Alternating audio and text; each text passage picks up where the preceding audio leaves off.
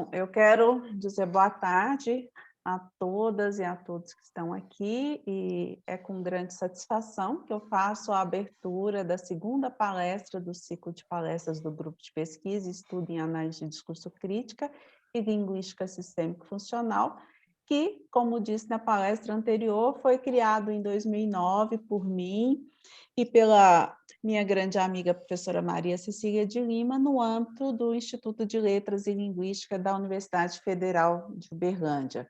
Quero agradecer muito a participação da palestrante convidada, a professora Mariana Pascoal, que é também integrante do nosso grupo há vários anos, é uma pesquisadora por quem tenho grande admiração. Quero expressar meus agradecimentos à professora Juliana Dias, que vai proferir a palestra de 20/5, à mestranda Bruna Aparecida Duarte, que fará uma exposição oral sobre o software Iramutec para pesquisas qualitativas no dia 17 de junho, a professora Neila Pardo, da Universidade Nacional da Colômbia, que vai proferir a palestra de 7 de outubro, e sem a parceria de vocês, sem dúvida, não seria possível realizar este ciclo de palestras. Agradeço ainda todas as minhas orientandas e todos os membros do nosso grupo de pesquisa por terem se empenhado para que pudéssemos estar aqui hoje. Eu sou muito grata a vocês e também expresso meus agradecimentos à mestranda Laura, que será a mediadora nesta palestra, e, por fim, também manifesto meus agradecimentos às pessoas que se inscreveram e que estão aqui nos prestigiando. Eu tenho certeza de que será uma oportunidade de muito aprendizado, de muita troca, e, para encerrar, eu quero manifestar novamente a minha solidariedade, como fiz na primeira palestra, às pessoas que, como eu, perderam familiares e amigos por causa da Covid. Já são quase 415 mil mortes no nosso país. Eu observei que na última palestra eu anunciei que nós estávamos com menos de 390 mil, então 15 dias depois nós já estamos aí praticamente 415 mil mortos. É assustador o aumento desse número, né? É muito, muito trágico, e eu espero que nós tenhamos forças, fé e serenidade para enfrentarmos tudo e superarmos as inúmeras adversidades desse tempo. Um abraço a todos, uma boa tarde, e vamos aproveitar ao máximo a palestra que agora vamos ter o privilégio de assistir, e a Laura então vai fazer a apresentação inicial da professora Mariana, ok? Um abraço. Boa tarde a todos os participantes que nos acompanham hoje. Boa tarde a nossa palestrante convidada, a professora Mariana Pascoal. Damos a todos vocês as boas-vindas ao nosso segundo encontro do primeiro ciclo de palestras. Lembramos mais uma vez que este ciclo de palestras é uma iniciativa do Grupo de Pesquisa e Estudo em Análise de Discurso Crítica e Linguística Sistêmico-Funcional, vinculado ao Instituto de Letras e Linguística da Universidade Federal de Uberlândia. O nosso objetivo é promover um espaço de interação entre a comunidade interna e externa à UF, para discutirmos sobre os subsídios teóricos e metodológicos da análise de discurso crítica e as formas em que esses são aplicados a atividades de ensino e pesquisa. Antes de apresentar a professora convidada, convidamos aos participantes a expressarem suas perguntas e comentários no chat durante a exposição da palestrante. Eu estarei registrando suas perguntas e as repassarei para a professora Mariana Pascoal para responder na hora da interação. Quanto aos certificados, a sua presença será registrada pela mesma plataforma Simpla e você receberá um e-mail assim que os certificados forem disponibilizados para fazer download no mesmo site do Simpla. Caso tenha alguma dúvida, pode nos contactar através do nosso site e das nossas redes sociais que serão disponibilizadas no chat. Então, sem mais demoras, passo a apresentar a professora e pesquisadora que nos prestigia hoje com a sua presença, Mariana Pascoal. A professora Pascoal é doutora em Linguística pela Universidade de Buenos Aires, Argentina, e mestre em Inglês e Linguística Aplicada pela Universidade de Rio Quarto, em Argentina também. Ela é professora e pesquisadora da Pontifícia Universidade Católica de Chile, nas áreas de análise do discurso e análise do discurso crítica. Seus principais interesses de pesquisa são a linguagem de avaliação no discurso da mídia e em gêneros discursivos relacionados à pesquisa acadêmica. Sua tese de doutorado focou-se no discurso da mídia sobre as organizações de direitos humanos na Argentina e em como esse tema foi representado na mídia, seguindo os princípios da linguística sistêmico-funcional, a teoria da avaliatividade e a análise do discurso crítico. Atualmente, a doutora Pascoal está vinculada a 2 projetos de pesquisa, dos quais destacarei suas publicações mais recentes. O primeiro é o Discurso dos Direitos Humanos e a Memória Coletiva, do qual surge sua mais recente publicação, intitulada Os Recursos e as Dinâmicas Avaliativas em Espanhol, a Memória Coletiva na Argentina Pós-Ditatorial. O segundo projeto é o Discurso e a Saúde Reprodutiva da Mulher, do qual resultou o artigo Discurso, Saúde e Informação desde os relatos de pacientes com endometriose. A palestra que nos traz a professora Pascoal hoje está relacionada aos resultados desse último projeto e tem como título Discurso e Saúde quando o dolor se hace discurso, ou em português, Discurso e Saúde quando a dor torna-se discurso. Professora Mariana, em nome de todo o grupo de pesquisa, expressamos a nossa gratidão pela sua presença no dia de hoje. Temos certeza de que vai ser um encontro muito prazeroso e de muito aprendizado. Seja bem-vinda. Obrigada, Laura. Obrigada pela generosa apresentação. Boa tarde a todos, boa tarde a todas. Em primeiro lugar, gostaria de agradecer ao grupo da pesquisa por sua generosidade. Já nos conhecemos há muitos anos e esta é mais uma atividade que compartilhamos. Agradeço especialmente a professora Cida, a professora e também suas colaboradoras, que trabalharam para a organização dessa palestra. Mais uma vez, obrigada pelo convite. Agradeço também a presença de colegas, amigos e alunos esta tarde. E peço que me desculpem, mas hoje vou falar em espanhol, porque o meu portunhol é horrível. E para todos, acho que é melhor falar em espanhol. Eu tentarei ser o mais claro possível para que todos entendam, mas se é necessário, às vezes eu tentarei novamente. Então, vamos a começar. Vou começar e a compartilhar minha pantalla. Aí, em princípio, tendrían que estar viéndolas todos. Bien, perfecto. Vemos aquí, este es el nombre, como decía Laura, de la presentación que quiero compartir con ustedes hoy. Esta charla he titulado Discurso y Salud cuando el dolor se hace discurso, este fenómeno que nos convoca hoy en este marco institucional de este ciclo de conferencias de mi querido grupo de GPE, de ACD y Lingüística Sistémico-Funcional. Quiero, en primer lugar, compartir una contextualización sobre de dónde surge este interés y de dónde surge este trabajo que ya hace algunos años comparto con otros colegas y con otras colegas de otras universidades.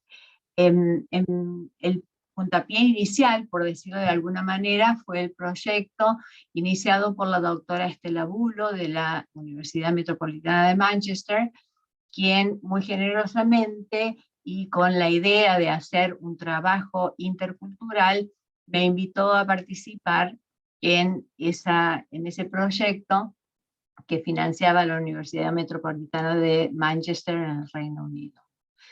Después de algunos trabajos decidimos, junto con otras colegas también de la Universidad de California en Merced, fundar esta asociación que se denomina LACHCOM. LACHCOM es una asociación internacional para el estudio del lenguaje y de la cultura en comunicación de salud.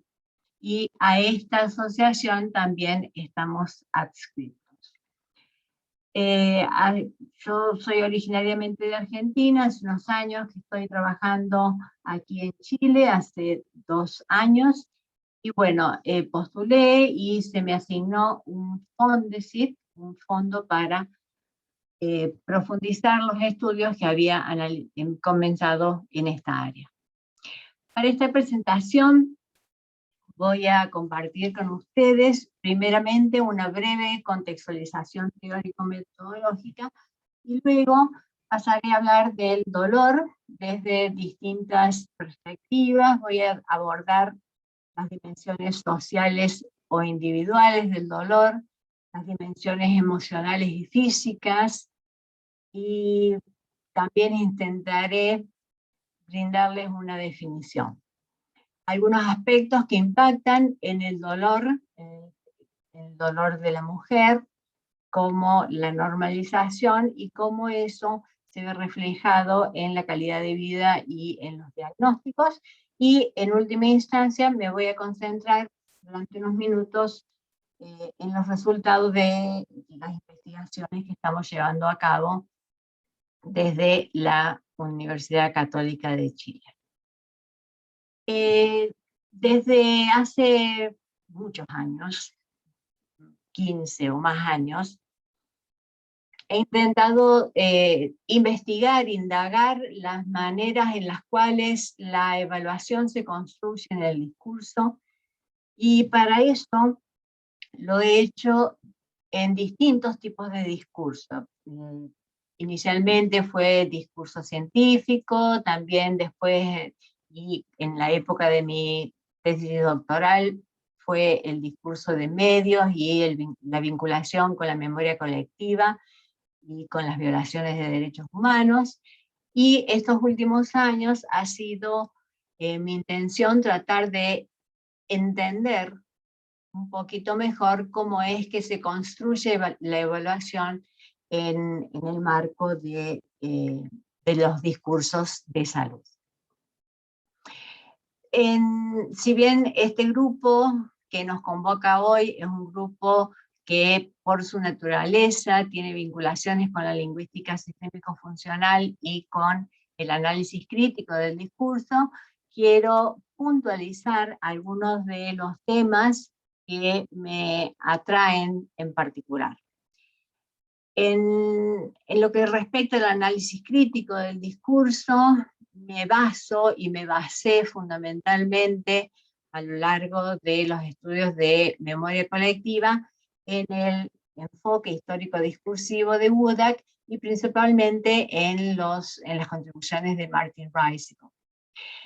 Obviamente, todo esto vinculado al enfoque relacional dialéctico de Fairclough, y también necesito aquí incluir la teoría de Van Leeuwen de actores sociales, que tanto desde lo analítico crítico como desde lo sistémico funcional ha sido una enorme contribución.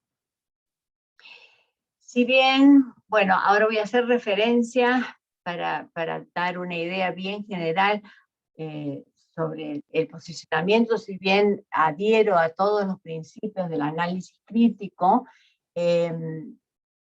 voy a mencionar simplemente que hay algunos que resultan más relevantes para algunas investigaciones y otros para otras.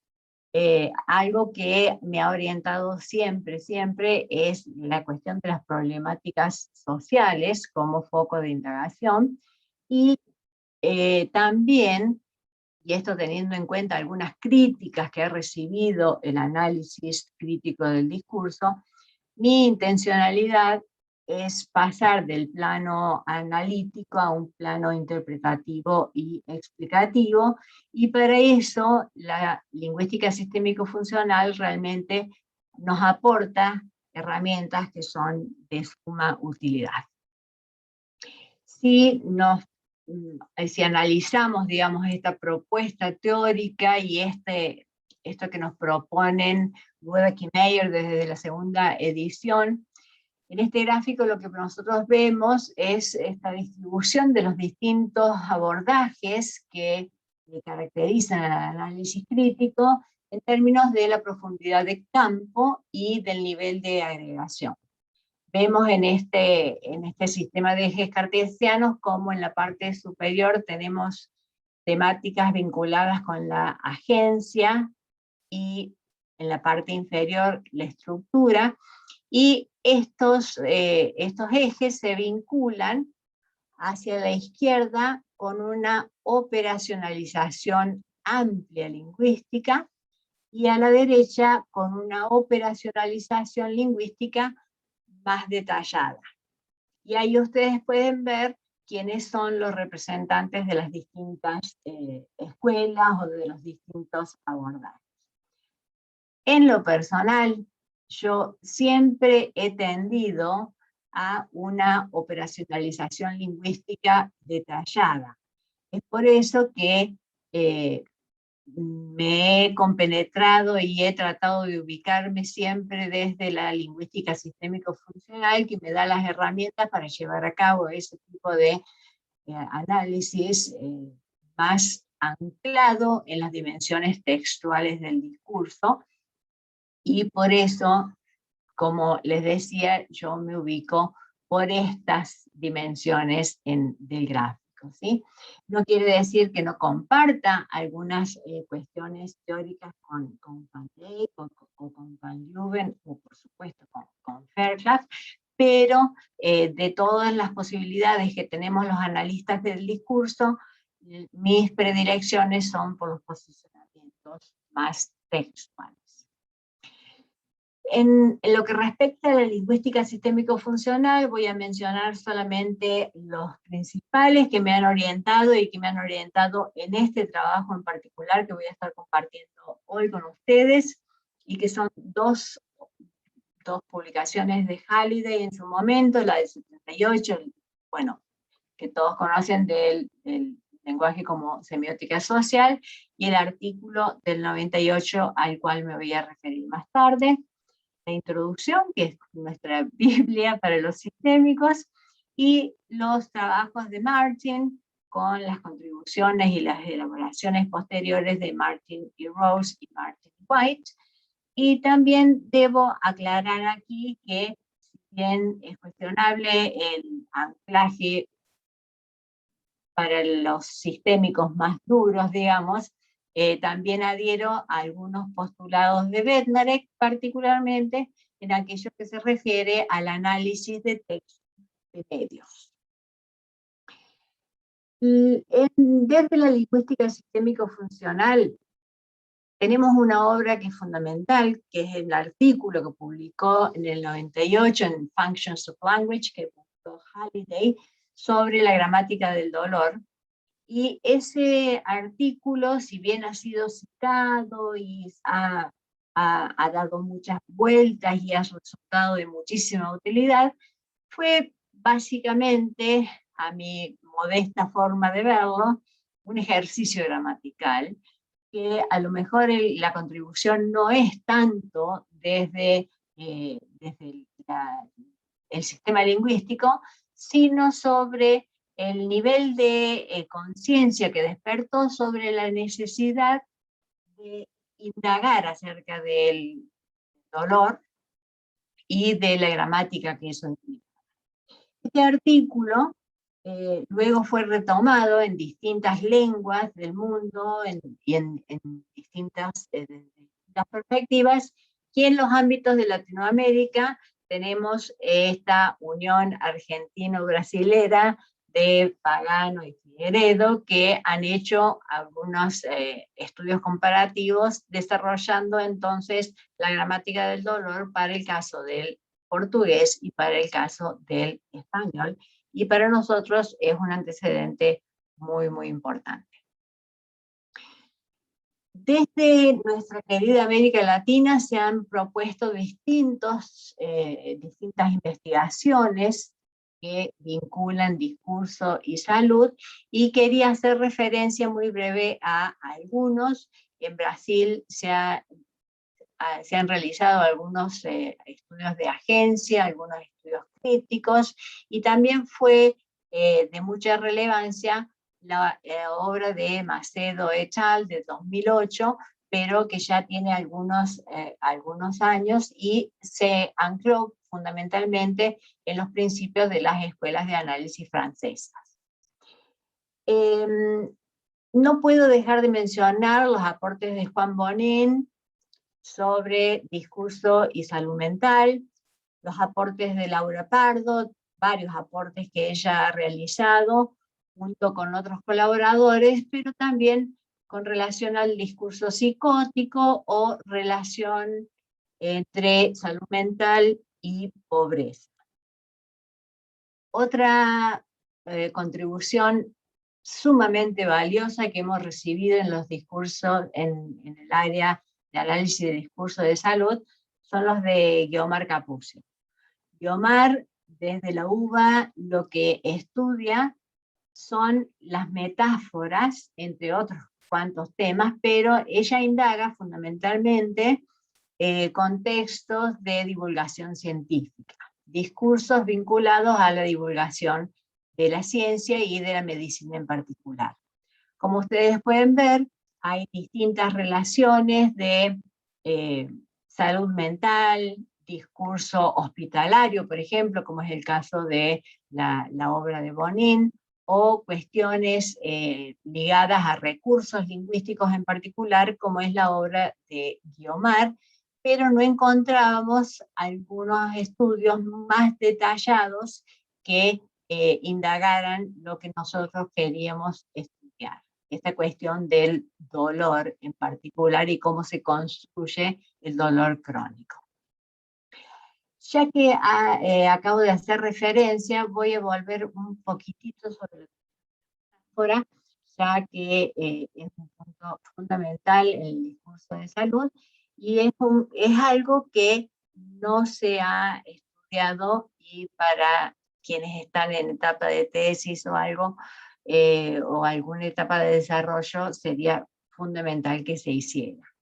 Aquí yo creo que debemos ser un poco más eclécticos y dar paso a otras voces que no son ni lingüísticas, ni necesariamente ni lingüísticas sistémico-funcional, ni necesariamente críticas, pero que tienen mucho que decir al respecto. Para definir el dolor, hay que tener en cuenta muchas variables, y no ha sido fácil desde ninguna de las disciplinas poder definir el dolor.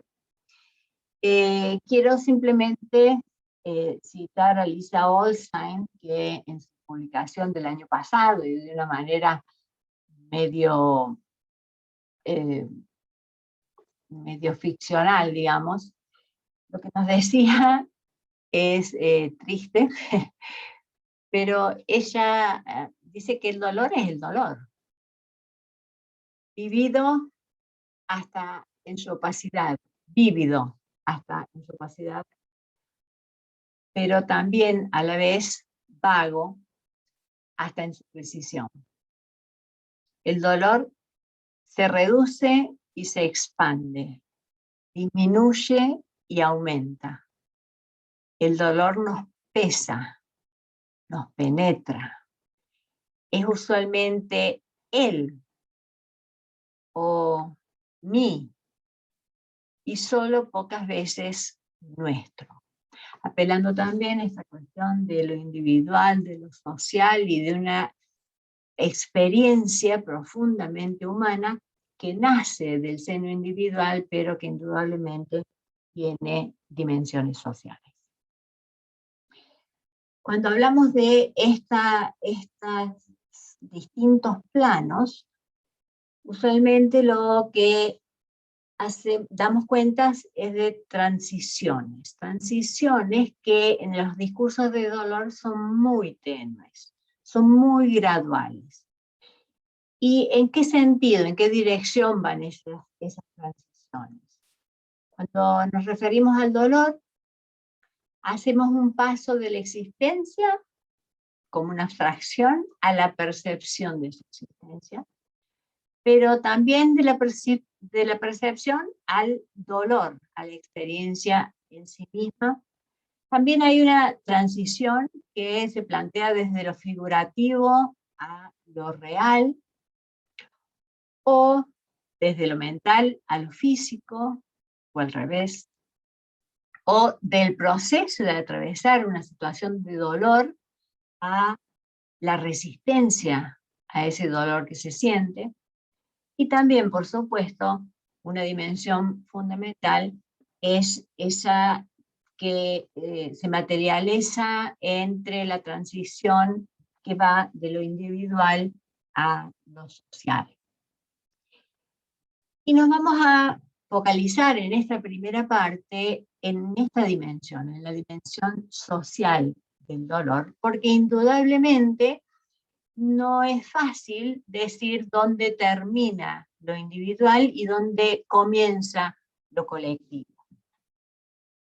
Podemos hablar de dolor creativo, y en este sentido quiero hacer referencia a la obra de Ashman, por ejemplo, cuando estudiaba con Wodak la memoria colectiva. Ella siempre decía que todas las sociedades tienen esqueletos en el ropero, que todas las sociedades sufren por algo. No hay absolutamente ninguna sociedad que quede exenta de eso. Y los motivos del dolor, las causas del dolor colectivo pueden ser diversos. Pueden ser guerras, como ha habido desde tiempos inmemorables, desastres naturales, accidentes como el que ocurrió en México, por ejemplo, en Ciudad de México esta semana. Tragedias que pueden ser causadas por distintos factores. Estoy pensando en la tragedia de Once en Argentina.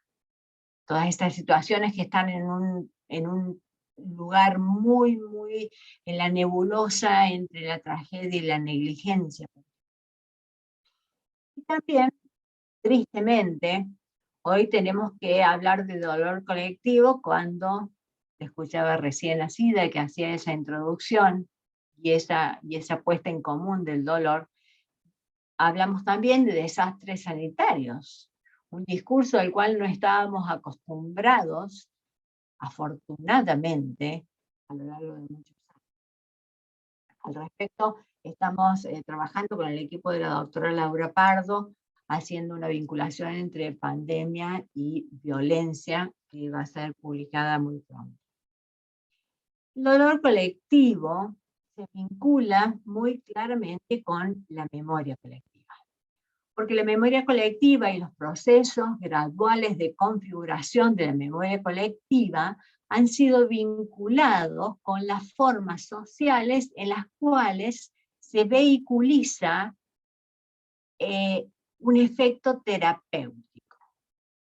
Por medio de la creación de memoria colectiva, las sociedades, en mayor o en menor medida, pueden llegar a reconciliarse después de grandes traumas, después de grandes dolores.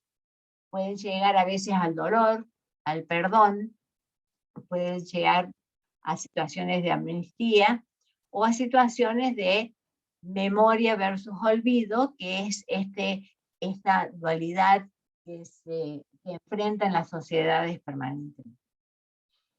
Estos tópicos han sido de mi interés durante mucho tiempo, y esta semana no quería dejar de compartir con ustedes, volviendo al tema de la metáfora y de cómo está tan difuso, tan confusa esa cuestión de lo colectivo y lo individual y lo físico y lo afectivo. Pepe Mujica, el ex presidente de Uruguay, haciendo referencia a Argentina, decía que la Argentina duele, que tiene una enfermedad de odio muy grave. Este discurso del dolor y el dolor, en este caso materializado en el odio como una enfermedad, es un ejemplo claro de muchísimos fenómenos que ocurren discursivamente en los cuales lo individual es lo colectivo y lo colectivo es lo individual. Inclusive esta cuestión de la Argentina duele, añade un factor de atemporalidad, que no es una situación que ocurra ahora, sino que es algo que tiene un carácter lamentablemente de permanencia en el tiempo. Volviendo a lo que decía hace un ratito, hay un consenso generalizado acerca de la salud y la enfermedad y cómo se vinculan con el dolor, y es que son dimensiones sociales o dimensiones de la experiencia humana que son altamente sensibles a representarse por medio de metáforas, y es por eso que tenemos todo un surgimiento de Inglaterra con los trabajos de Semino, Kohler, Bemchen, Hardy y muchos otros que están trabajando esos temas, y que bienvenido sea. Ahora, cuando hablamos de la dimensión individual del dolor, es una situación bastante complicada también. No pensemos que por ser individual sería más fácil de definir. Fíjense que cuando pensamos en las causas del dolor, bueno, distintas sociedades han atribuido las causas del dolor a distintos factores. Por ejemplo, en distintas civilizaciones antiguas atribuían a causas sobrenaturales el dolor, otros a algunos espíritus muertos o castigos divinos. Esto todo, bueno, inclusive me atrevería a decir que no hace falta ir a civilizaciones antiguas, que hay gente que todavía considera, o algunas posturas religiosas, que consideran que hay dolores que son castigos. No fue recién hasta el siglo XVIII, fíjense, esto es terrible, que comenzaron los desarrollos en anestesia. Ustedes piensen que antes de eso se hacían las cirugías, por ejemplo, altamente invasivas y sin desarrollo de anestesia. Ahí fue donde la presencia del dolor se comienza a conceptualizar como un síntoma. Se conceptualiza a partir del siglo XVIII que el dolor es un indicador de enfermedad y que en cierta medida es un elemento deseable porque posibilita los tratamientos de las enfermedades. Hasta ahí íbamos bien, era bastante lineal, pero pasando el tiempo comenzamos a darnos cuenta como sociedad de que no todos los dolores son indicadores válidos de enfermedad. Y tampoco se revierte acá el concepto de dolor útil que se había implementado como indicador de enfermedad, y que hay dolores que no son útiles para mejorar el tratamiento. Esto pasa particularmente en el caso del dolor crónico. En el caso de enfermedades crónicas, yo puedo sentir mucho dolor y eso no implica que esa sea una contribución a mi tratamiento. Todos sabemos que en el siglo XX, ya más cerca, hay nuevos paradigmas teóricos en la medicina, se rompe el paradigma biologicista y entran en juego ciertos modelos que son multicausales. Pero fíjense que no hace tanto, estamos hablando de 1947, la Organización Mundial de la Salud define, por ejemplo, la salud como el completo bienestar físico, mental y social Y no solo la ausencia de enfermedad, porque durante siglos se consideró que la enfermedad era la ausencia de salud. Bueno, actualmente ese concepto debe ser ampliado y para poder así incluir otro tipo de causalidades. Llegamos a la actualidad en la cual, si bien hemos avanzado muchísimo y consideramos que como seres humanos tenemos un derecho de evitar el dolor, hay algunas cuestiones que todavía son impactadas por factores culturales de manera muy, muy fuerte. Eso lo vemos, por ejemplo, como mujeres, en lo que se refiere, como un ejemplo, al dolor del parto. El dolor del parto es un dolor que no solo no es cuestionado, sino que es hasta ensalzado, deseado y evaluado muy positivamente y cargado como un estandarte por muchas mujeres.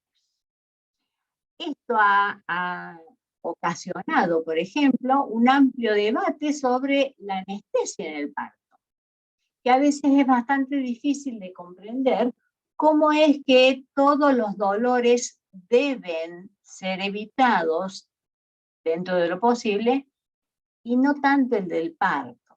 Bueno, ahí hay todavía, hoy por hoy, en el 2021, todavía seguimos pensando que algunos dolores merecen ser sufridos. Y esto no estoy haciendo referencia a discursos patológicos ni nada por el estilo, son consideraciones sociales de distintos fenómenos.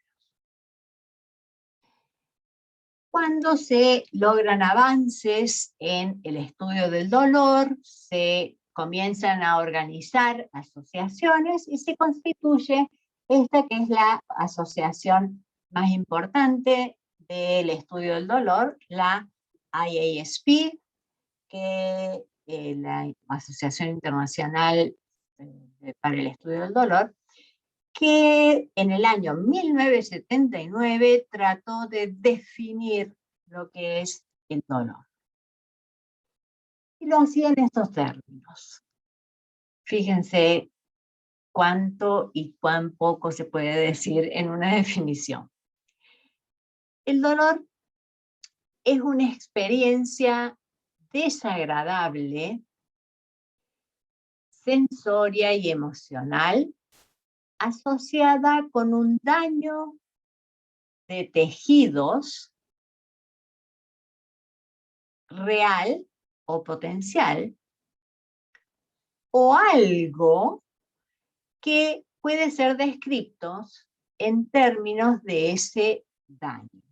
Estamos hablando de 1979 y podemos ver todavía una impronta biologicista muy, muy marcada, aunque con algunos resguardos por la inclusión de las experiencias emocionales.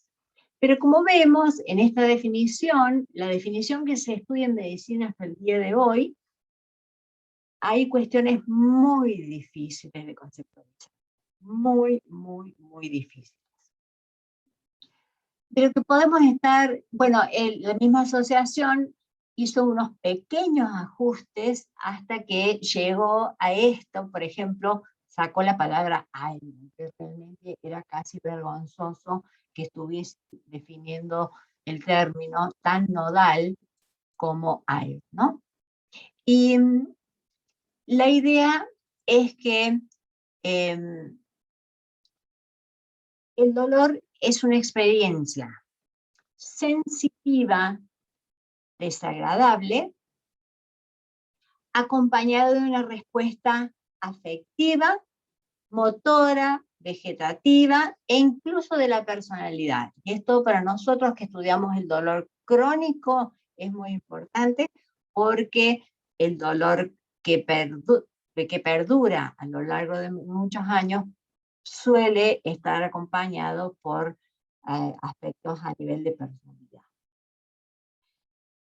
Tomando las palabras de Bañón, que es el referente de habla hispana más importante en estudios de discurso y de salud, Él dice que ni siquiera se puede hablar de discurso de salud, sino que lo que tenemos es un debate social del dolor, ¿sí? Un debate social porque es un concepto absolutamente dinámico. Uno pensaría que siendo algo tan antiguo como el hombre mismo ya estarían resueltas ciertas cuestiones, pero no es así.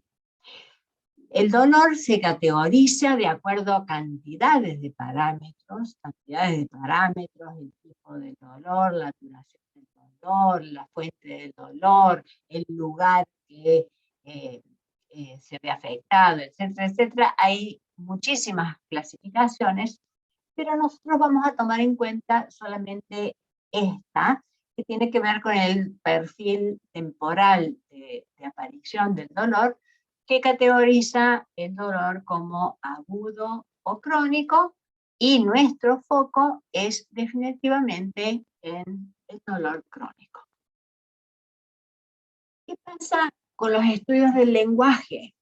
¿Cómo se ubican ante esa realidad medio desoladora los estudios del lenguaje? Bueno, en el año 2007 se publica esta obra, The Language of Pain, y después se publicaron muchos otros libros con este mismo nombre y muchos artículos con este mismo nombre, The Language of Pain. Y en este libro, Lascarato distinguía muy claramente entre dos funcionalidades del lenguaje del dolor. Una funcionalidad que era expresiva y que es autoorientada, está orientada hacia el emisor que produce ese lenguaje, y son las instancias en las cuales hay una sensación que acompaña al dolor. Yo expreso lo que siento, ¿sí? Pero trato de codificar discursivamente eso que me está pasando por su función de expresión. Mientras que en otro nivel tenemos la función descriptiva, que se refiere al uso del lenguaje de una manera más sofisticada, y hay un propósito de información a un tercero, a otro participante, otro actor social, que usualmente es un médico o algún personal de salud, que tiene que entender lo que yo estoy sufriendo. Entonces, pero no por una cuestión de expresividad, sino porque se supone que esa descripción va a contribuir al mejoramiento y a aliviar la sensación del dolor. Son dos orientaciones distintas. En el caso de la primera funcionalidad es hacia el individuo propio, y en el caso de la función descriptiva es orientada hacia los otros. En lo que respecta a nuestros estudios, nosotros hemos decidido indagar el dolor en términos de el dolor femenino, el dolor de la mujer que sufre. Y lo hacemos desde el análisis de una patología crónica en particular, que es la endometriosis, a riesgo de redundar, porque sé que muchísimos de ustedes conocen lo que es la endometriosis. Voy a dedicar solamente un slide para comentar para aquellos que no lo sepan. La endometriosis es una enfermedad ginecológica que, aunque parezca increíble, tiene una prevalencia que es mayor a la del cáncer de mamas y es mayor a la de la diabetes. Y si yo les pregunto a ustedes cuánto saben de diabetes versus cuánto saben de endometriosis, seguramente va a haber una diferencia enorme. Según la Organización Mundial de la Salud, anualmente y a nivel global, hay alrededor de 70 millones de mujeres que son diagnosticadas con esta enfermedad, y la incidencia oscila en una tasa que va entre el 5 y el 15% de las mujeres en edad reproductiva. La endometriosis no viene sola, la endometriosis es una enfermedad crónica terrible. Cuando hablamos de, si bien no todos los pacientes son sintomáticos, en la mayoría de los casos se vincula con dolor pélvico crónico, con dispareunia, con infertilidad, dismenorrea, entre muchos otros síntomas.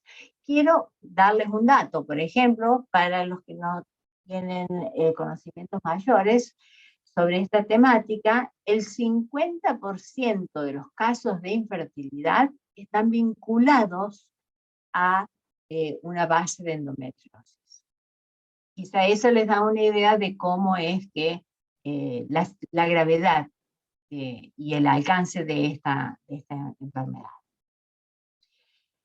Obviamente que vivir con esta enfermedad, convivir con esta enfermedad, tiene un impacto enorme en la calidad de vida y eso genera síntomas también, algunos de los cuales son clínicos y otros no son clínicos, son síntomas no clínicos, como depresión, trastornos emocionales, dificultades en los vínculos. Indudablemente eso trae aparejado dificultades con la pareja, dificultades hasta en ámbitos laborales, en el estudio, etc. Aquí me permití incluir algunas imágenes que tienen que ver con esta enfermedad y bueno, esta es el ABC, digamos, el cuadro más básico que describe esta enfermedad, donde vemos que tenemos el sistema reproductivo femenino y hay una serie de manchas que corresponden a tejido endometrial. El tejido endometrial se supone que se desprende de la pared del útero mensualmente cuando la mujer menstrua, todos los meses, pero en los casos de quienes sufren endometriosis, ese tejido no se alcanza a despedir por completo y se queda en el organismo, se adhiere al organismo, por eso es que estos tejidos endometriales se conocen como adherencias,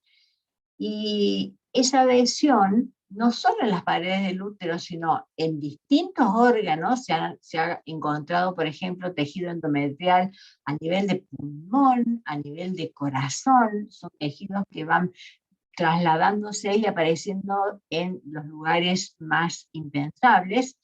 Eso trae aparejado dolores terribles. En esta foto del medio vemos aquí, por ejemplo, para que puedan tener una idea más clara de cómo es que se producen esas adherencias en los distintos tejidos, no solo del sistema reproductivo, sino de distintos órganos de la mujer. Y cuando hablamos de endometriosis, vamos a ver siempre este dibujito, el dibujito del alambre, el alambre de púa, que genera unos dolores terribles, que si bien en algunas etapas primeras de la enfermedad se pueden dar en las épocas de menstruación, luego aparecen de modo permanente. Como si todo fuera poco, hay una normalización del dolor femenino y eso implica impactos en calidad de vida, voy a apurar, y también espantosos impactos en términos de retrasos de los diagnósticos. Se estima que algunos diagnósticos que podrían hacerse en los primeros estadios de desarrollo de la enfermedad tardan entre 5 a 7 años, ¿sí? Siendo que por la vía laparoscópica tranquilamente una endometriosis puede ser diagnosticada. Eso indica que cuando se diagnostica, ya la enfermedad usualmente está muy avanzada.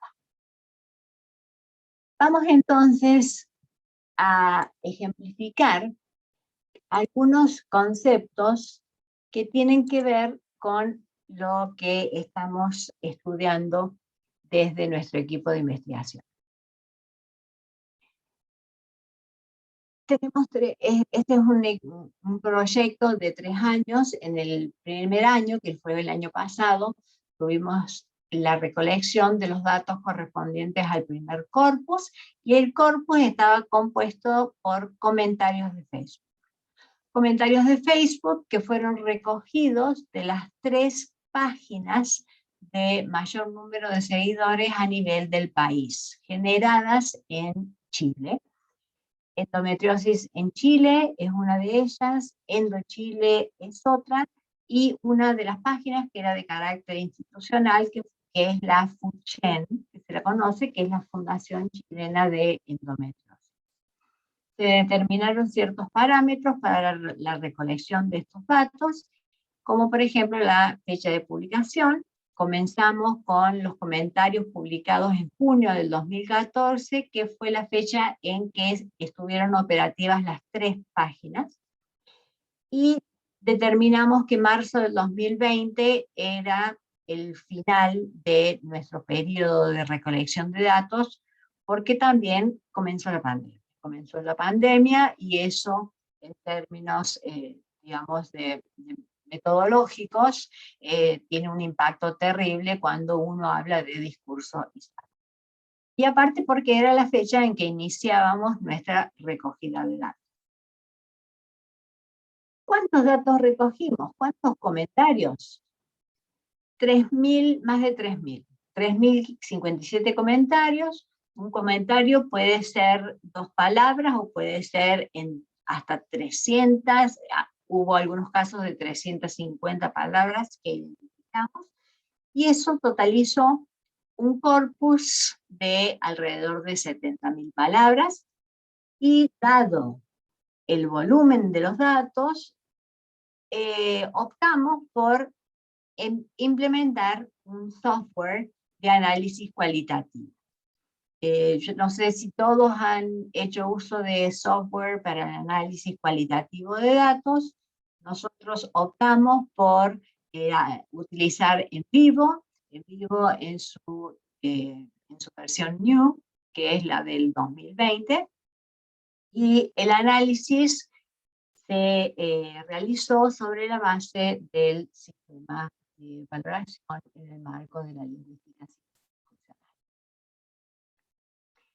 Obtuvimos cantidades de resultados que no voy a poder detallar aquí en esta charla, pero los resultados fueron básicamente sobre la construcción del afecto. Es un discurso, el discurso de las páginas de Facebook de endometriosis, es un discurso de construcción de afecto, pero también pudimos obtener algunos datos sobre la funcionalidad de los textos y sobre las construcciones lexicogramaticales. El orden no es aleatorio, sino que voy a focalizar en el primero para solo mencionar el segundo y el tercero. No sé si Envivo, pero Envivo larga una codificación automática como para que uno pueda tener un pantallazo de enormes volúmenes de datos. Tiene una herramienta que es de captura de datos digitales. Uno puede trabajar con Twitter, con diarios digitales o con muchísimos otros datos digitalizados de manera muy rápida, de modo tal que es un programa que se utiliza muchísimo en Big Data o en Data Mining. Lo primero que nos dice este análisis absolutamente automático y demás es que acá pasa algo y nuestro corpus tiene 3 términos que son dominantes. Los 2 primeros son correferenciales, enfermedad y endometriosis, pero el otro es un gracias. Un gracias que ya nos da una idea de la funcionalidad del discurso que estamos analizando. En una segunda capa de frecuencia aparece, sí, ya el dolor, y aparecen otros elementos, como Dios, como vida, como fuerza, y algo que también es muy importante, que es la dimensión temporal cuando hablamos de dolor crónico. ¿Sí? Vamos a ver, esto es simplemente el primer pantallazo. ¿Qué pasa con nuestro análisis? Para que ustedes tengan una idea, esto es un pantallazo, una captura de pantalla de un en vivo, y cómo es que funciona. Fíjense que nosotros tenemos acá tipos de codificación. Los analistas tenemos que incorporar las categorías que vamos a utilizar en el análisis, y en esto tengo que hacer un público agradecimiento a los miembros de mi equipo que pasaron meses y meses colaborando, codificando esas instancias. Por ejemplo, ver si la codificación de la evaluación era directa o si era indirecta, ver qué entidades se valoraban. Ustedes saben que uno de los principales propósitos es ver cuáles son los valores que concentran la valoración. Analizamos también las polaridades que se utilizaban, si eran negativas o positivas. Veíamos, en términos del subsistema de valoración de Martin y White, qué tipo de afecto se estaba codificando, y el tipo de intervención, si era un posteo o si era un comentario, que eso tiene que ver con el género que estábamos analizando. Ahí ustedes ven a la derecha cómo aparecen todas las instancias, ¿sí? Y uno puede ir uno por uno haciendo la codificación. Ven ahí que algunos comentarios son muy extensos, otros son muy cortos. Gracias por todo lo que hacen por nosotras, muchos cariños para todas desde Concepción. Y hay otras que ya tienen rasgos de narración: soy de Puerto Montt, hace 5 meses me detectaron endometriosis, tengo 41 años. Bueno, el medio establecido por la página de Facebook, genera todo tipo de reacciones lingüísticas y, por supuesto, no lingüísticas también, cantidades de emoticones y demás, pero en este caso y para este proyecto nos focalizamos exclusivamente con las producciones lingüísticas. Lo primero que observamos cuando analizamos las entidades valoradas es que, tal como era de esperar, la construcción de la valoración se vinculaba fundamentalmente a la endometriosis, y que por otra parte era absolutamente lógico que así fuera, ¿sí? Cuando yo tengo estos números tan grandes, tengo la posibilidad de desagregar las categorías de acuerdo al análisis que haya hecho. Entonces veo, por ejemplo, que la endometriosis, que tenía semejante cantidad de instancias, se vinculaban con distintos aspectos de la enfermedad. Algunos tienen que ver con el diagnóstico, con la difusión, con la invisibilidad de esta patología, etcétera, etcétera. Pero había números que eran realmente muy elevados, como por ejemplo el dolor, lo cual da cuenta de la enorme relevancia que tiene el dolor para las pacientes de esta patología, que viven con esta patología. Otras pacientes, eso no lo esperábamos, y también los tratamientos. Esos fueron los 3 valores que fueron sistemáticamente valorados con mayor frecuencia en este discurso. Decidimos desagregar entonces, por ejemplo, para que ustedes vean cómo funciona, el tratamiento, que tenía un número importante de ocurrencias, 345, muy alto. Bueno, entonces, ¿qué les preocupa a las pacientes de endometriosis, a estas pacientes que escribían en esta página? Fundamentalmente, lo que les preocupa es el tratamiento quirúrgico, la cirugía. También les preocupan los medicamentos. Ustedes consideren aparte que esto es en Chile, que el acceso al sistema de salud y el acceso a los medicamentos no es algo fácil para todo el mundo, es algo muy costoso, la salud en Chile es muy costoso. Si este estudio lo hubiésemos hecho en otros países, posiblemente no, definitivamente hubiésemos obtenido otros resultados. Pero aquí los medicamentos aparecen, los tratamientos medicamentosos aparecen con un alto impacto. Otros tratamientos tienen una baja incidencia de lo mismo que los exámenes. En términos del tipo de afecto que se construía, tenemos un total de 1500, y si observamos desinclinación, infelicidad, insatisfacción o inseguridad, la dimensión que se lleva la mayor cantidad de instancias es la felicidad o infelicidad. Desagregándola, tenemos este lamentable cuadro. Un cuadro que da cuenta que la gran mayoría de las instancias valorativas se construyeron con respecto a la tristeza de las mujeres.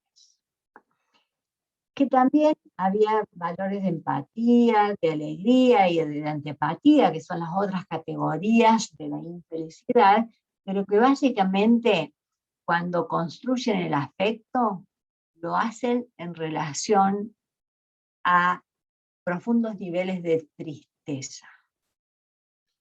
Ustedes hacen clic en ese link directamente en el programa, pueden visualizar las instancias.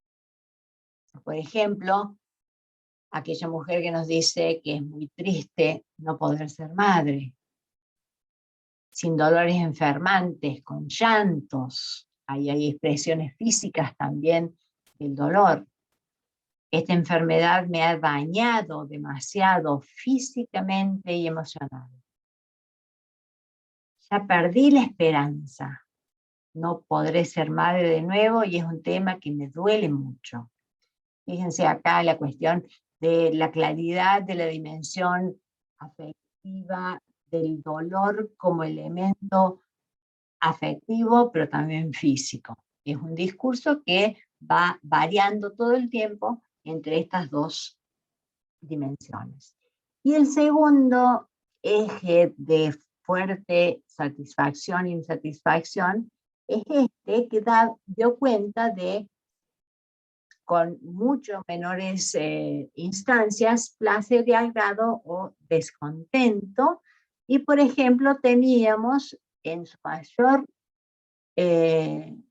sus mayores codificaciones significados que se vinculaban con agradecimientos. Gracias por la lucha, gracias por el esfuerzo, gracias a Dios y a los médicos. Bueno, una serie de construcciones lexicogramaticales que codificaban dimensiones de satisfacción relativas al agradecimiento. ¿Sí?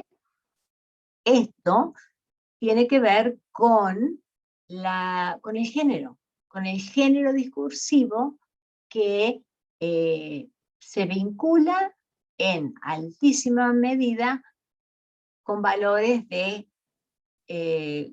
contención emocional. Y esto nos lleva a muy rápidamente mencionar algunas cuestiones que tienen que ver con la funcionalidad de esos textos.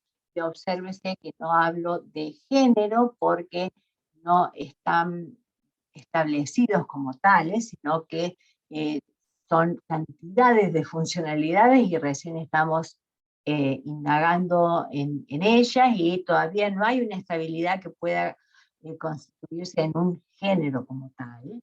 No podemos hablar del género comentarios de Facebook. Pero sí, nosotros esperábamos que en estas páginas de Facebook hubiese muchas narrativas, muchos relatos de las experiencias vividas Y resulta que las narraciones correspondieron al 14,5% de la totalidad de los comentarios, mientras que otras fases eran el 85%. Entonces tuvimos que indagar acerca de qué estaban haciendo las mujeres que usaban ese discurso, que generaban ese discurso, y obtuvimos cantidades de funcionalidades. Funcionalidades que ahora vamos a denominarlas fases, porque no están constituidas, repito, no están consolidadas como género discursivo todavía. Bueno, las mujeres reportaban actividades como grupo, pedían consejo, intercambiaban distintos tipos de información, narraban sus experiencias, nombraban, eso tiene que ver con la dimensión digital de este discurso, expresaban sus opiniones, se quejaban, pedían acción, etcétera, etcétera. Ven que Facebook ha ofrecido a las pacientes de endometriosis la posibilidad de codificar cantidades de funcionalidades de los discursos. Pero si observamos en qué medida se presentan estas funcionalidades, lejos, pero realmente lejos, la funcionalidad dominante es la del apoyo. Nosotros lo que hipotetizamos es que estos grupos de Facebook se han constituido en una especie de reemplazo de lo que eran en décadas anteriores los grupos de apoyo que existían en clubes o en distintas asociaciones, ¿sí? Para el tratamiento de otras afecciones, de adicciones, etcétera, etcétera. A diferencia de esos géneros discursivos que eran altísimamente regulares, como si pensamos, por ejemplo, en un encuentro de alcohólicos anónimos, estos géneros que están en desarrollo son mucho más flexibles, ¿sí? y permiten muchísimas otras funcionalidades. Es importante destacar que en cualquiera de los casos, la base de estas páginas de Facebook o las páginas de los grupos de apoyo de distintas patologías o distintas adicciones era el poder curativo, la acción terapéutica que tiene el discurso, y que es algo que ya ha sido corroborado en distintos estudios. El último tema es la gramática del dolor. Simplemente mencionar que estamos trabajando sobre eso, desarrollándolo, el puntapié inicial de Halliday y los aportes de Adriana Pagano y de Giacomo Figueredo para tratar de estandarizar un patrón de uso lexical y léxico-gramatical más desde una perspectiva gramatical. Para este año, y ya con esto voy cerrando, para este año lo que estamos haciendo, ya superamos la etapa de los comentarios de Facebook y estamos dedicados a entrevistar a pacientes. Ya cambiamos de género discursivos y lo que queremos ver son distintas cuestiones. Por ejemplo, la sensibilidad del discurso de la experiencia de la endometriosis al género, porque ya no es por una mediación como una página de Facebook, sino que es interacción cara a cara, aunque en tiempos de pandemia sea online, para descubrir cuáles son los valores que se construyen y las entidades valoradas. Es nuestra intención también ver cuáles son las construcciones lexicogramaticales y cómo difieren. Ahí vamos a estar analizando frecuencias, tendencias de concurrencia, y ahora, como estas entrevistas son abiertas, son del estilo historias de vida, vamos a ver prosodia evaluativa y vamos a ver dinamismo evaluativo, que son dos nociones muy fuertes en los estudios de evaluación. También vamos a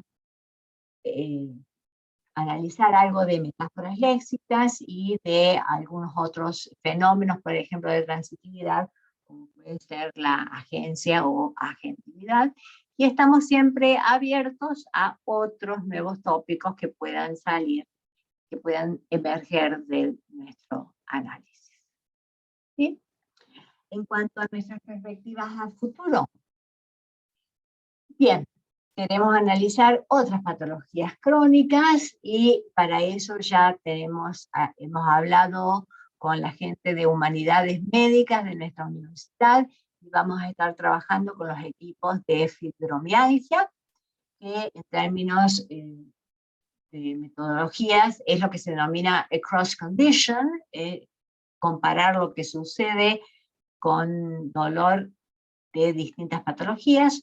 Vamos a hacer una comparación en términos de género, pero género no discursivo, sino gender, ¿sí? La diferencia en la construcción discursiva del dolor por parte de hombres versus lo que sucede por parte de mujeres. Y también vamos a estar estableciendo algunas comparaciones, esta es nuestra idea a futuro, entre algunos aspectos culturales de cross-culture, porque ya vamos a contar con datos de Estados Unidos, de Argentina, del Reino Unido, y ahora este es nuestro aporte desde el discurso de endometriosis y del dolor crónico de las mujeres chilenas. Muchísimas gracias. Muito obrigado pela sua atenção.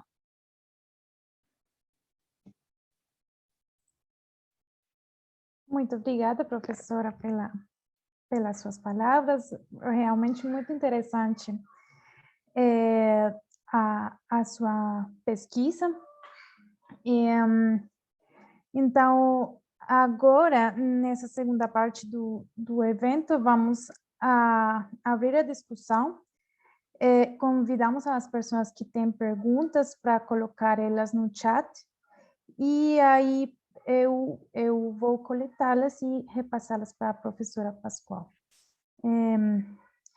Una vez más, invitamos a los participantes a que expresen sus opiniones en el chat para poder nutrir nuestra segunda parte de la discusión. Laura, eu gostaria de falar, posso? Claro. Mariana, eu agradeço novamente a sua participação e amei a sua apresentação, gostei muito da sua pesquisa. A minha filha, ela é médica e eu tenho pensado muito em desenvolver agora projetos voltados para a área da saúde, e eu gostei muito da sua perspectiva de pesquisa. E quando você falou das projeções, né, para o futuro, você elencou aí a articulação com pesquisas, né, com dados de outros países. Vocês não intentam incluir algo do Brasil? Ah, esse é um convite. Bueno, es una posibilidad y sería una muy buena oportunidad indagar en otras construcciones de otros países. Sim. Obrigada pelo convite. E eu achei assim, muito importante você evidenciar por meio da sua pesquisa o quanto não há possibilidade de nós desenvolvermos nossos estudos ficando restritos a uma área do saber só a linguística, né? A gente precisa, né, articular com outras áreas, e o seu estudo acho que evidencia muito isso. E outra coisa que me chamou a atenção, eu estou à procura de uns cursos sobre o NVivo para conhecer, tem me chamado muito a atenção as pesquisas que têm articulado, usado esse software. Eu queria que você falasse um pouquinho, na sua opinião, qual é a potencialidade de a gente usar um software para as pesquisas qualitativas? Bien, Agradezco la pregunta porque es un tema que genera mucho debate, es un tema muy controvertido en los estudios del discurso, el uso o la conveniencia del software de análisis cualitativo como es este. Antes de decidirnos por este software en particular, indagamos sobre otros.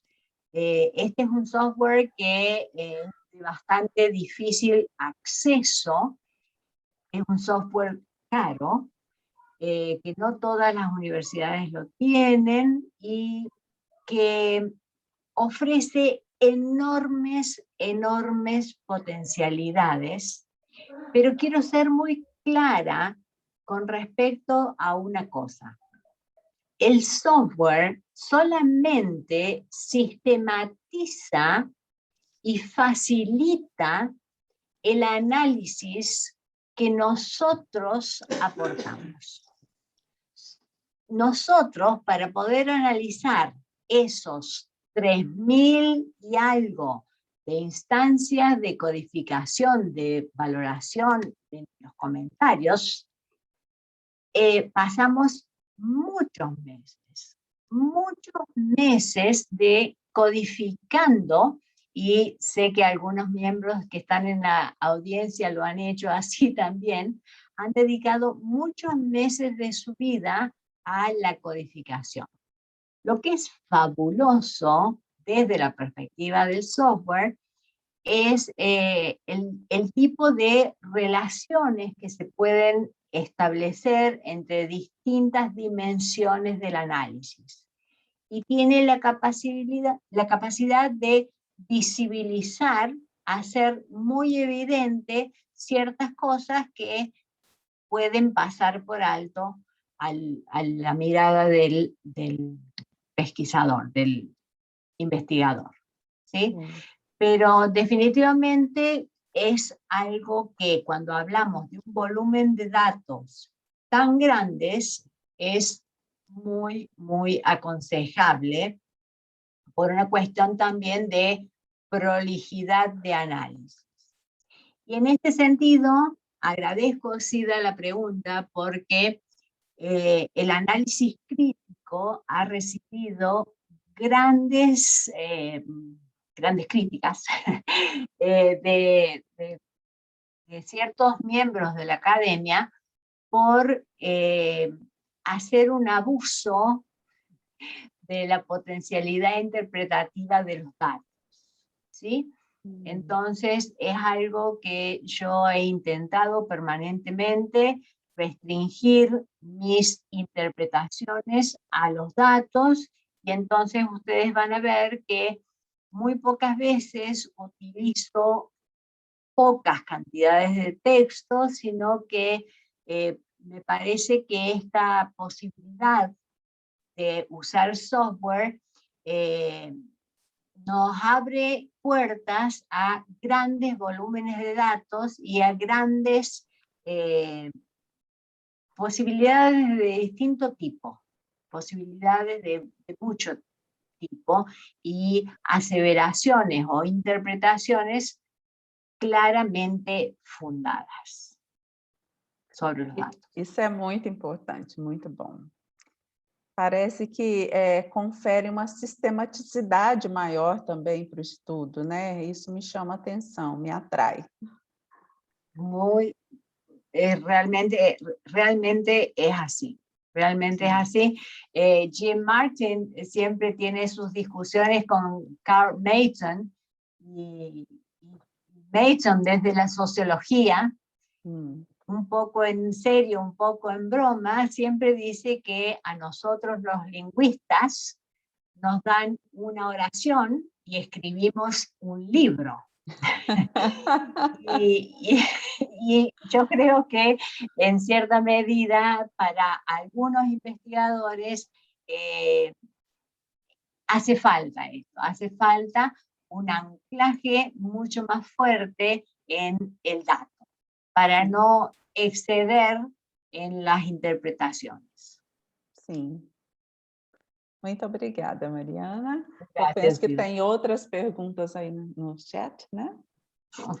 Obrigada. Sim, tem uma outra. Professora Pascoal, eu vou repassar para você a pergunta de Francisca Cordélia Oliveira. Francisca, você me corrige, por favor, se está correta a pergunta. A professora Mariana, tive endometriose, fiz tratamento desde os 15 anos de idade, tive 2 gestações que terminaram prematuramente ao final do 7º mês.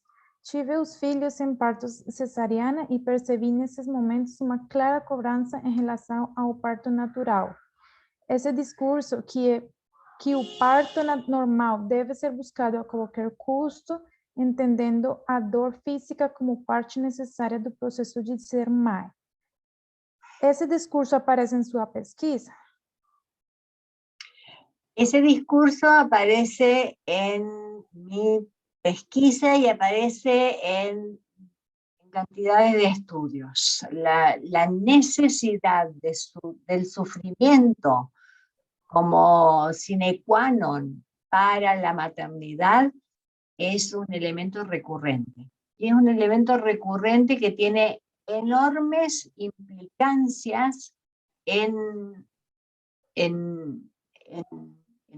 la lingüística, pero básicamente en la medicina y en la economía, y tiene implicancias afectivas fundamentalmente en aquellas madres que no han podido tener sus hijos de manera natural, que no han podido tener partos naturales, sino que lo tienen que hacer por cesárea. Y lamentándolo mucho, las pacientes de endometriosis muy extraordinariamente llegan a un parto natural. Las pacientes de endometriosis definitivamente tienen partos tempranos y tienen partos por cesárea, ¿sí? Así que es algo que molesta. Es algo que molesta porque hay, sobre que ya tienen muchas preocupaciones que surgen de su propia patología, tienen que luchar contra un valor social establecido que se vincula a ese hay que sufrir, hay que tener dolor para poder ser madre. Un precepto que es estrictamente cultural. ¿Sí? No sé, Francisca, si he respondido a su pregunta.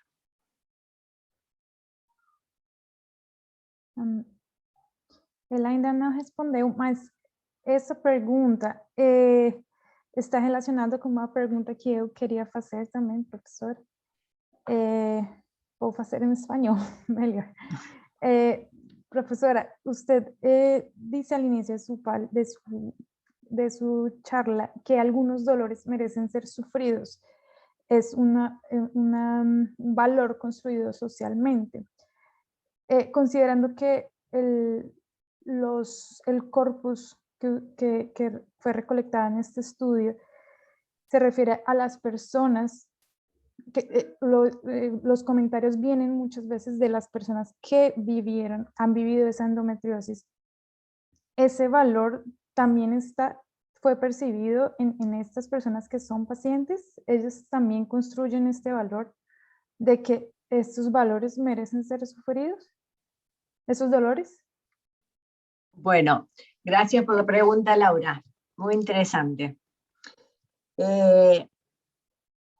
Nadie quiere tener dolor. Todos queremos vivir sin dolor. Y sin embargo, el único dolor que es socialmente, digamos, considerado como positivo es el dolor del parto. Y si ustedes lo piensan, es algo terriblemente sexista. No hay, en nuestras culturas por lo menos, no hay ningún dolor masculino que que valga la pena ser sufrido. Definitivamente las mujeres no sienten que su dolor ayude. Esto es algo que se presenta sistemáticamente en todos los casos de dolor crónico, y eso trae un sufrimiento afectivo muy, muy profundo, que es quizás la causa principal de estos valores de tristeza tan elevados. ¿Por qué? Porque se ven confrontados con esta pregunta cotidianamente. ¿Para qué sufrir tanto? ¿Para qué tanto dolor? Si no voy a estar mejor, si mi enfermedad es crónica, si no me voy a curar, ¿sí? Es distinto en otro tipo de patologías que, no sé, una gastroenteritis que dolió mucho, pero se curó. Bueno, esto no es así. Entonces, esa falta de respuestas y esa falta de capacidad de comprender el motivo del dolor también genera muchísima tristeza.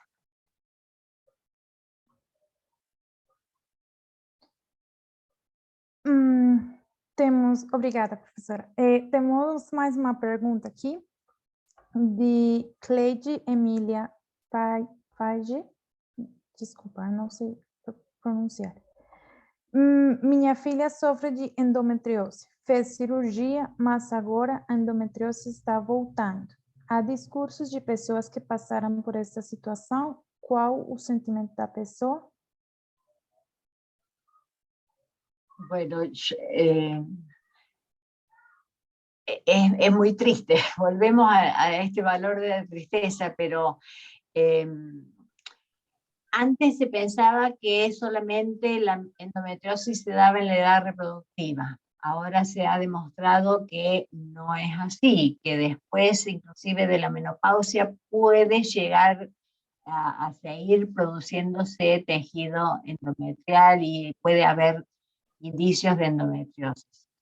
Y lamentándolo mucho, yo he entrevistado a decenas de mujeres.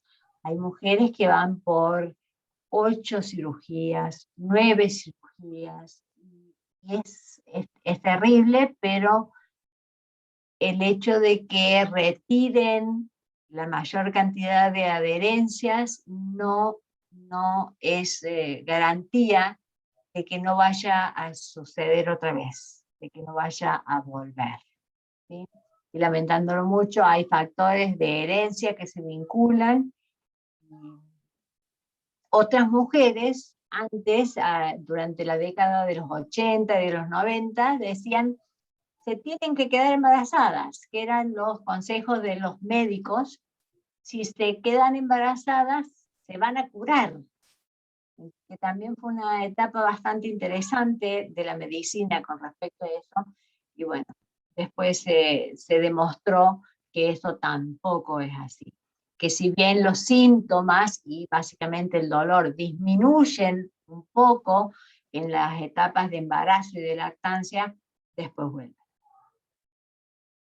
Lo lamento muchísimo, muchísimo.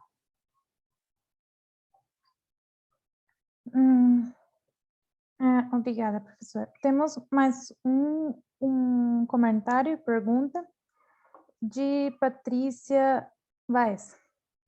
Muchas gracias por una presentación tan interesante y abarcativa a la vez. Tengo 2 preguntas en relación a los resultados mostrados. Primera pregunta.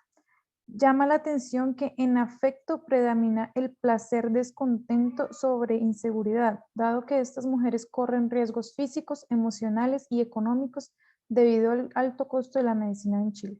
¿Cómo podría explicarse esta menor referencia a la inseguridad? Segunda pregunta, ¿han hecho o tienen pensado establecer una relación entre el afecto y la funcionalidad de los textos? Bien. Bueno, primero un gran abrazo a la doctora Baeza, una querida, muy querida amiga. Con respecto a la primera pregunta, el valor de la seguridad no es una dimensión que preocupe demasiado a las pacientes de endometriosis, porque después hay otra categoría que propone la teoría, que es la de distinción de realis o irrealis. Dentro de la dimensión de irreales es donde aparecen los miedos. Me parece que Patricia debe haber estado pensando en eso. En realidad, las mujeres no muestran mucha inseguridad, no tienen problemas o no construyen valores relacionados con la seguridad. Sí construyen valores que se vinculan con los miedos, con esa dimensión del irrealis del discurso, o con los deseos, ¿sí? En el caso del contramiedo, digamos, de los valores positivos del irrealis. Eso sí aparece. Pero no, la seguridad en términos de que teman a lo mejor por su vida, no. Y eso es algo bastante usual en los casos de patologías crónicas, porque la gente sabe que no se va a morir de eso, pero que la va a pasar muy mal. Entonces, tienen miedo a pasarla mal, pero no, eso no les genera sensación de inseguridad. No sé, Patricia, si con eso respondí tu pregunta. La segunda pregunta hacía referencia a sexo. Sexo en términos de género. Laura, ¿me podrías repetir esa parte? La segunda pregunta dice, ¿han hecho o tienen pensado establecer una relación entre el afecto y la funcionalidad de los textos? Ah, la funcionalidad de los textos. Definitivamente, definitivamente. De hecho, tenemos una publicación que está en camino en este momento y tiene que ver con eso. Sí, definitivamente, porque hay una funcionalidad afectiva muy, muy marcada. Estamos hablando de muchos miles de mujeres que aportan sus comentarios a las páginas de Facebook y lo hacen con una enorme cantidad de propósitos, ¿sí? Pero definitivamente en estos casos para pacientes de enfermedades crónicas, las funcionalidades se vinculan a una necesidad de encontrar un espacio común, un espacio de diálogo y un espacio que es fundamentalmente de contención. Porque, ¿qué pasa? Desde los estudios del discurso se ha analizado mucho lo que es el discurso médico-paciente. Y bueno, si somos objetivos, ¿cuánto tiempo pasamos hablando con los médicos en nuestra vida? Es una parte absolutamente ínfima. Y los estudios se han focalizado en cuestiones de poder, las asimetrías de poder, las cuestiones de control de la situación, etcétera, etcétera. Bueno, esto es algo que no le preocupa a la gente que participa en estos espacios, discursivos, sino que busca compartir lo que le pasa, pero básicamente busca configurar una comunidad en este caso que se coagula por una enfermedad, por un dolor, por un padecer crónico. Gracias por las preguntas, Patricia.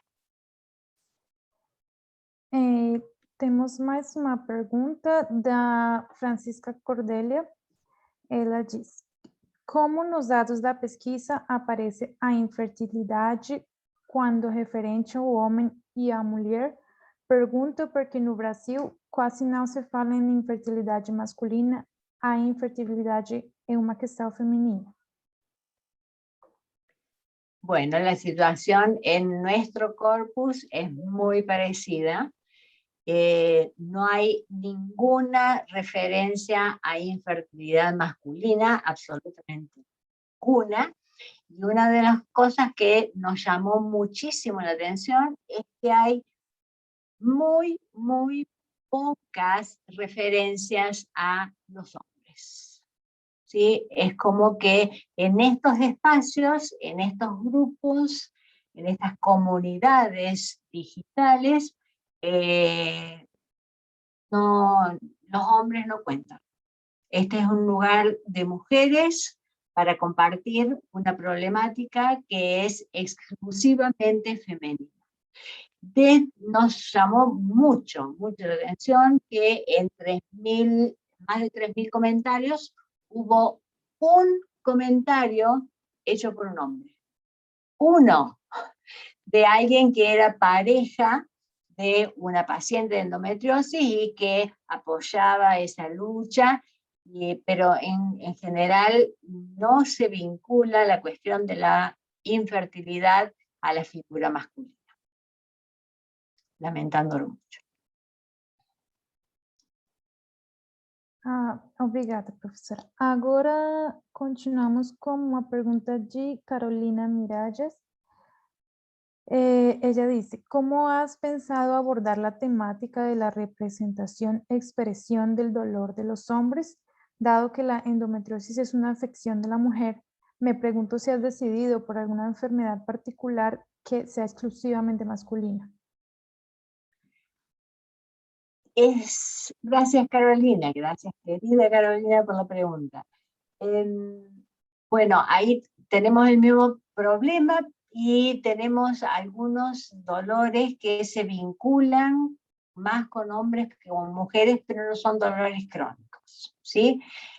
Como pueden ser dolores que a veces se asocian con cáncer de próstata, por ejemplo, y definitivamente el abordaje se va a hacer desde otra patología y en este caso ya hemos decidido que va a ser la fibromialgia, que tiene una tasa de incidencia similar en hombres y en mujeres, pero no en una patología, o por lo menos no en esta etapa todavía, no en patologías que sean exclusivamente masculinas.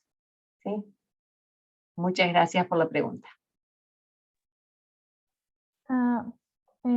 Profesora, tenemos otra pregunta de Laura Aurora Hernández. Ella dice, gracias por tu excelente trabajo, Mariana. ¿Qué casos de juicio de las mujeres ante sí mismas aparecen en su corpus? Me refiero a la autoimagen de las mujeres por no poder embarazarse. Bueno, eso, gracias Laura por tu pregunta.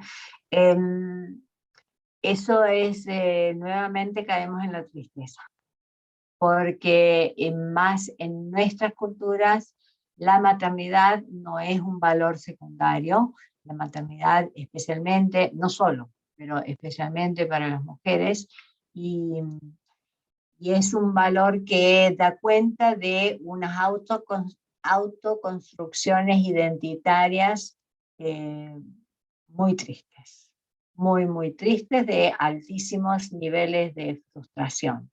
¿Sí? No frustración delante de un hombre o ante una pareja, sino como mujeres. Aquí este rasgo identitario de género es muy fuerte. ¿Sí? La tristeza que se siente por no poder ser madre, que obviamente no sabemos hasta qué punto es autoimpuesta o si es impuesta socialmente. Obviamente, como en todas estas dimensiones sociales, son planos que se van a superponer, ¿no? Pero es realmente muy triste el impacto que esto tiene, la imposibilidad de la maternidad en la autoconstrucción de la identidad.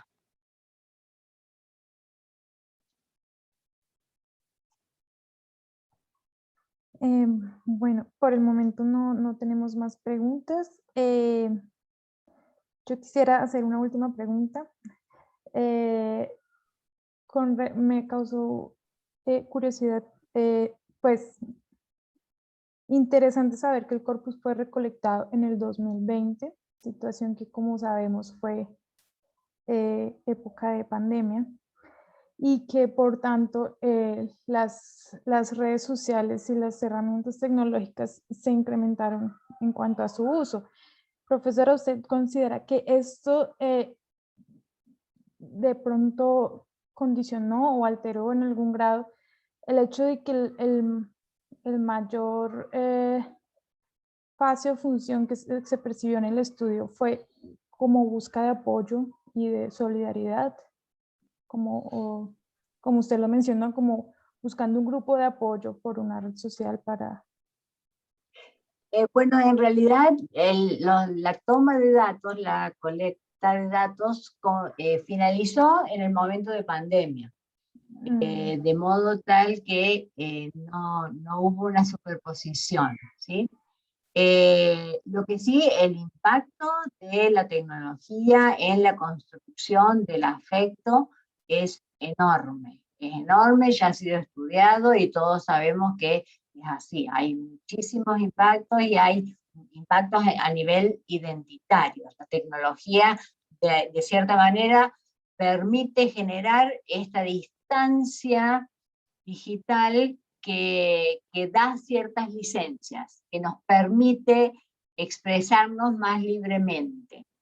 Y bueno, eso es uno de los desafíos que tenemos planteados para los próximos, para el próximo estudio, para la próxima etapa del estudio, contrastar el impacto de la mediación digital del grupo de Facebook.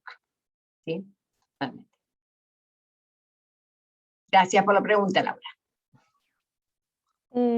Bueno, no sé, profesora Cida, si quisiera hacer alguna otra intervención antes de cerrar.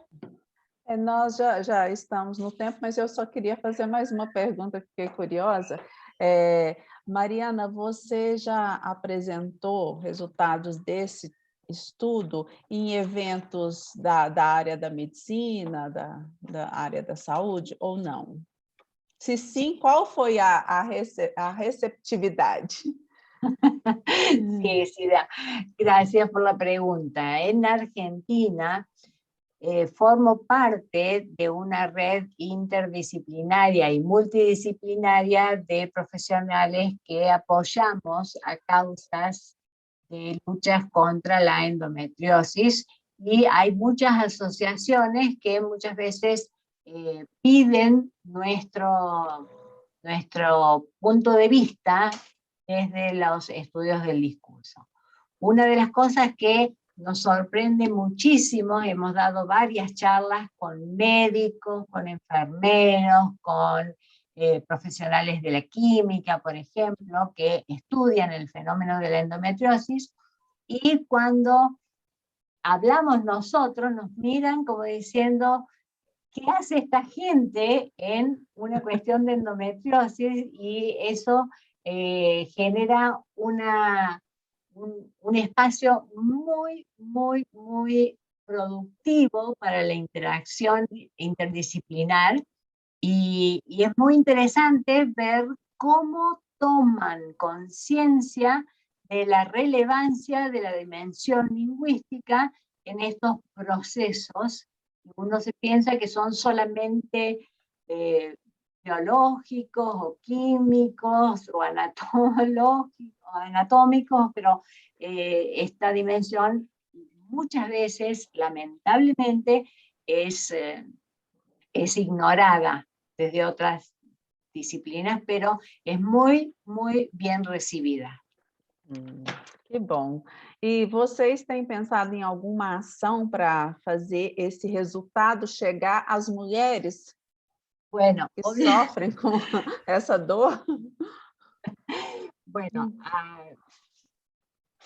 a partir de, bueno, la semana que viene tengo reunión con grupos interdisciplinarios a nivel de la Universidad Católica, y aparte la universidad tiene su centro de humanidades médicas, y la idea es definitivamente generar talleres o generar intervenciones también en las instancias de comunicación en salud.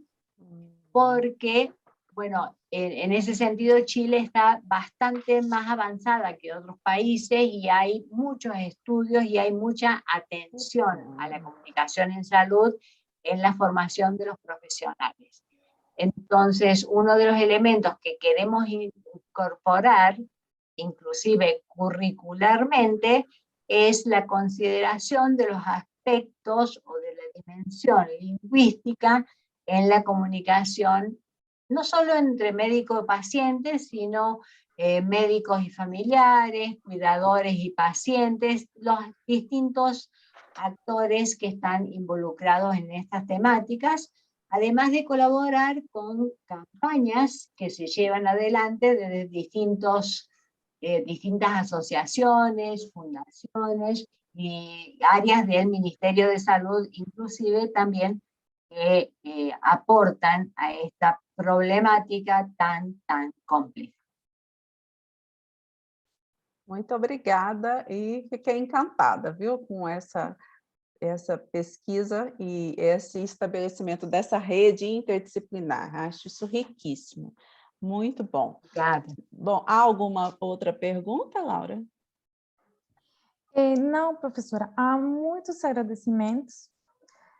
As pessoas estavam expressando que foi uma muito boa apresentação, eles estão muito contentes, satisfeitos, eles acham que é uma pesquisa muito importante para nesses momentos de abordar as questões da saúde, é muito importante também para a análise do discurso crítico.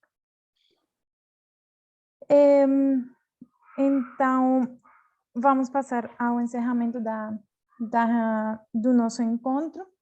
Mais uma vez, eu quero lembrar que os certificados vão ser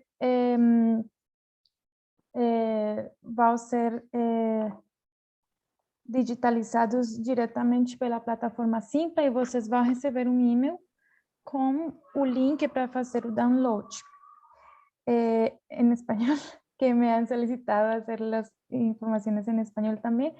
La plataforma Simpla hace automáticamente el registro de la participación y también genera automáticamente los certificados. Es importante recordar que los certificados se generan a partir de los datos que los mismos participantes colocaron en el momento de la inscripción.